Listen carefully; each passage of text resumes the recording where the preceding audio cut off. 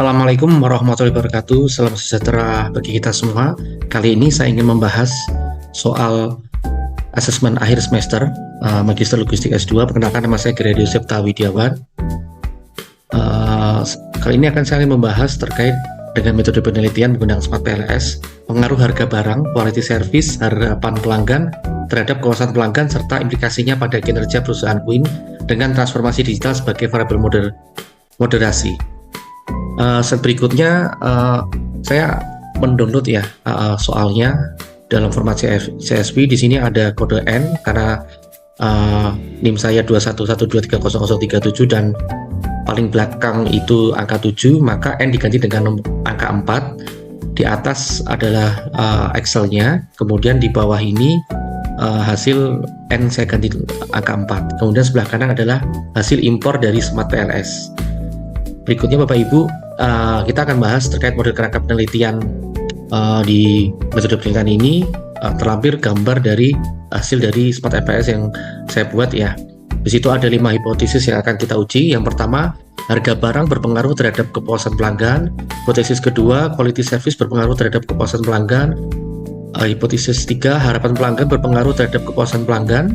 Hipotesis 4, kepuasan pelanggan berpengaruh terhadap kinerja perusahaan. Hipotesis 5, transformasi digital memoderasi pengaruh kepuasan pelanggan terhadap kinerja pelanggan. Kemudian dilihat dari ada 6 variabel ya. Di variabel pertama harga barang ada 4 indikator, quality service ada 6 indikator, harapan pelanggan ada 5 indikator, kepuasan pelanggan ada 6 indikator, transformasi digital ada 6 indikator, dan kinerja perusahaan Queen ada 8 indikator. Oke, di sini ada yang hijau adalah moderating efek pertama. Oke, selanjutnya kita akan mulai dengan uji validitas terlebih dahulu. Di sini setelah kita melakukan proses Smart PLS ya, hasil Smart PLS terdapat ada 16 indikator yang nilainya di bawah standar, yaitu kurang dari 0,7, sehingga tidak valid. Maka untuk nilai loading factor yang kurang dari 0,7 akan dibuang.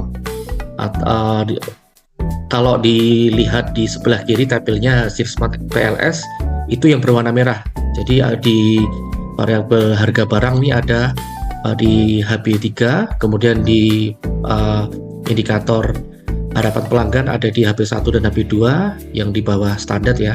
Kemudian di kepuasan pelanggan ada 2 di KP1 dan KP2. Kemudian di kinerja perusahaan Queen itu ada 3 yang tidak valid, ada di KDBP1, 2 dan 3. Kemudian di quality service ada 4, ada di quality service 2, 3, 4 dan 6. Kemudian di indikator di variabel transformasi digital ada 4 juga, ada TD di indikator TD3, TD4, TD5 dan TD6. Oke. Setelah itu dari yang merah-merah ini akan kita keluarkan ya, kita eliminasi. Hasilnya seperti ini Bapak Ibu. Setelah kita sudah keluarkan tadi yang merah-merah, hasilnya validitas sudah hijau semua ya, di semua variabel dan indikator sudah hijau semua. Maka proses validitas ini bisa kita nyatakan valid, tidak ada yang tidak valid. Kemudian kita lanjut ke proses berikutnya, yaitu uji diskriminan validity. Di sini ada 2 ya yang kita cek, yaitu construct reliability dan validity, dan diskriminan validity. Untuk yang pertama kita cek untuk construct reliability and validity. Kalau Bapak Ibu lihat di sini adalah hasil PLS map.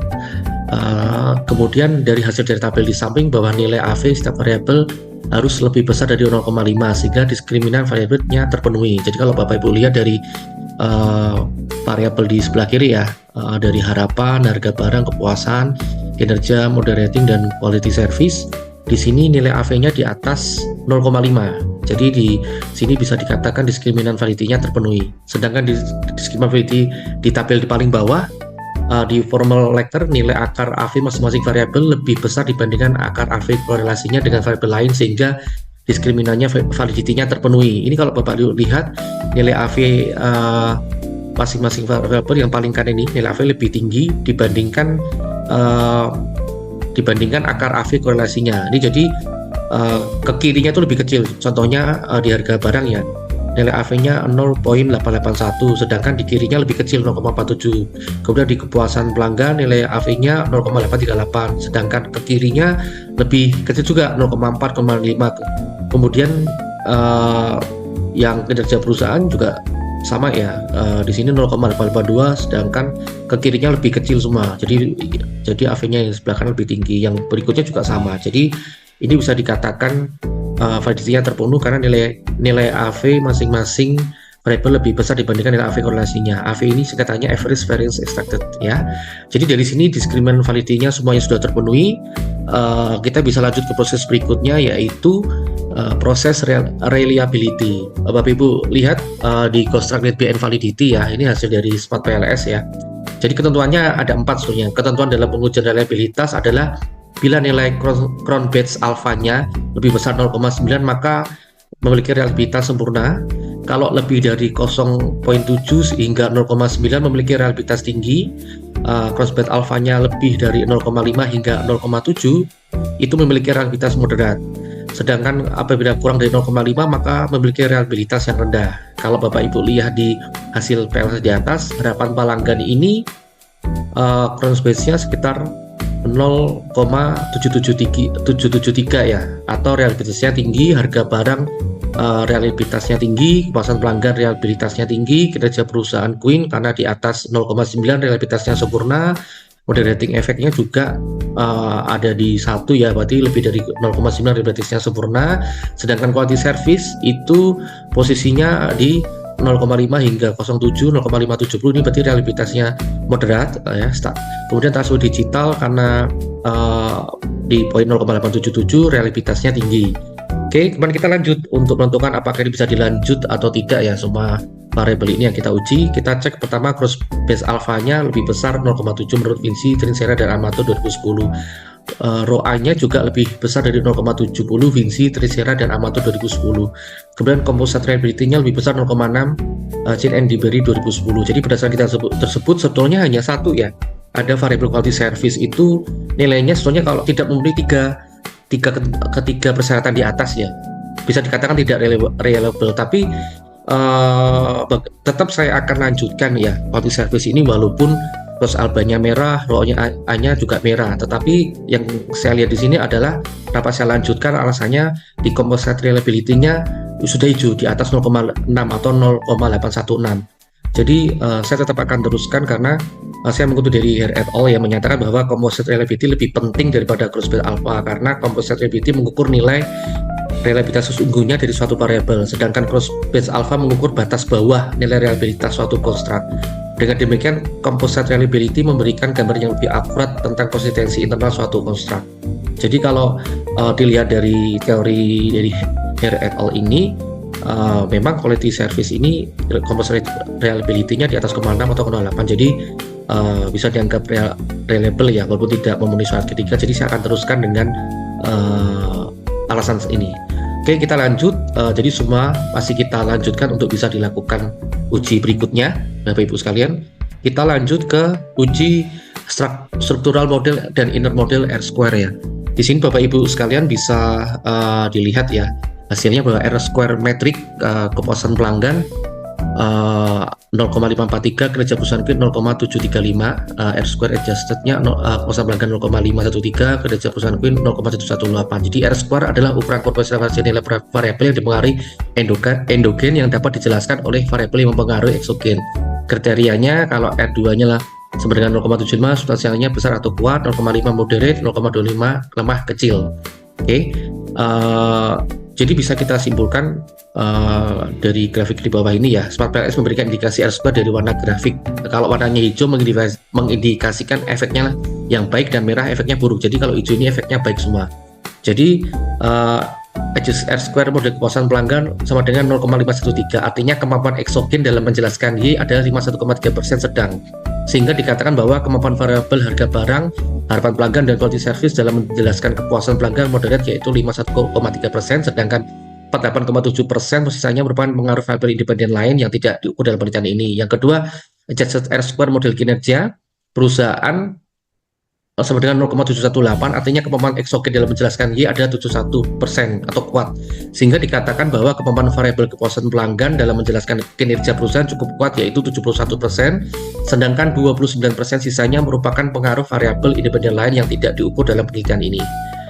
Oke Bapak Ibu, karena semuanya sudah oke, kita lanjut ke proses berikutnya, yaitu uji hipotesis atau Petz koefisien. Jadi analisis ini berguna untuk menguji hipotesis pengaruh suatu variabel yang mempengaruhi eksogen terhadap variabel yang dipengaruhi endogen. Kriterianya: satu, koefisien jalur.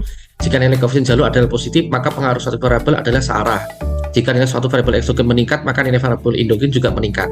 Jika nilai koefisien jalur adalah negatif, maka pengaruh suatu variabel adalah berlawanan arah. Jika nilai suatu variabel eksogen meningkat, maka nilai variabel endogen menurun. Nilai probabilitas atau signifikan p-value: jika nilai p-value lebih kecil dari 0,05 maka signifikan, kalau lebih besar dari 0,05 maka tidak signifikan. Oke, kita lanjut di model pertama, hipotesis ya. Saya keluarkan dulu untuk variabel moderasinya ya.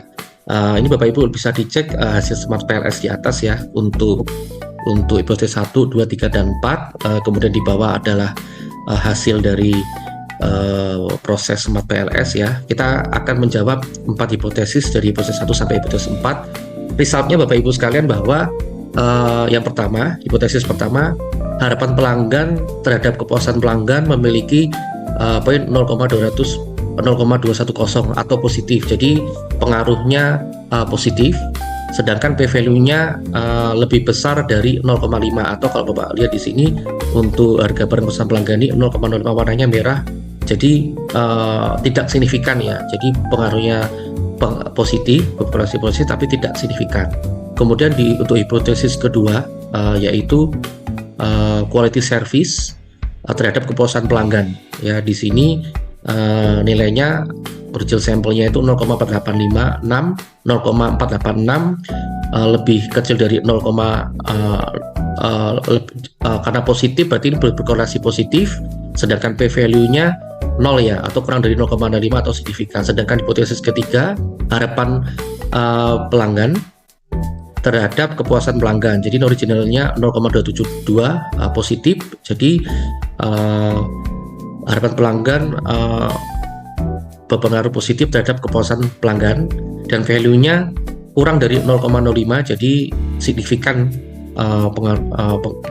nilainya adalah signifikan. Sedangkan untuk hipotesis 4, yaitu kepuasan pelanggan terhadap kinerja perusahaan Queen, origin sampelnya 0,845 atau positif, sedangkan p-value-nya 0, jadi signifikan.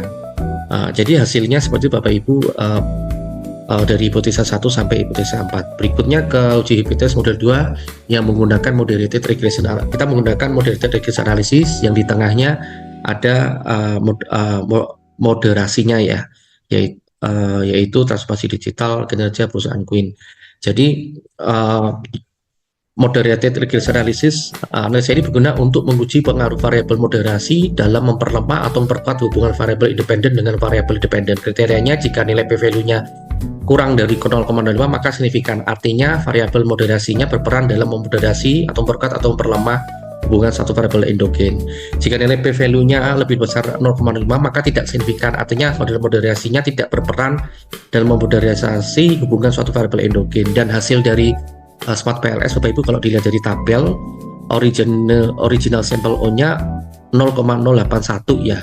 Artinya di sini berpengaruh secara positif ya, moderating ini, efek satu ini, tetapi p-value-nya 0,441 atau lebih besar dari 0,05, jadi tidak signifikan. Jadi adanya moderasi transformasi digital terhadap kinerja perusahaan Queen ini mempunyai korelasi yang positif, tetapi tidak signifikan atau tidak mempunyai peran.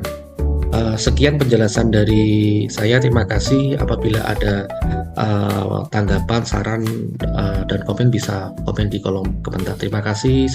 Assalamualaikum warahmatullahi wabarakatuh.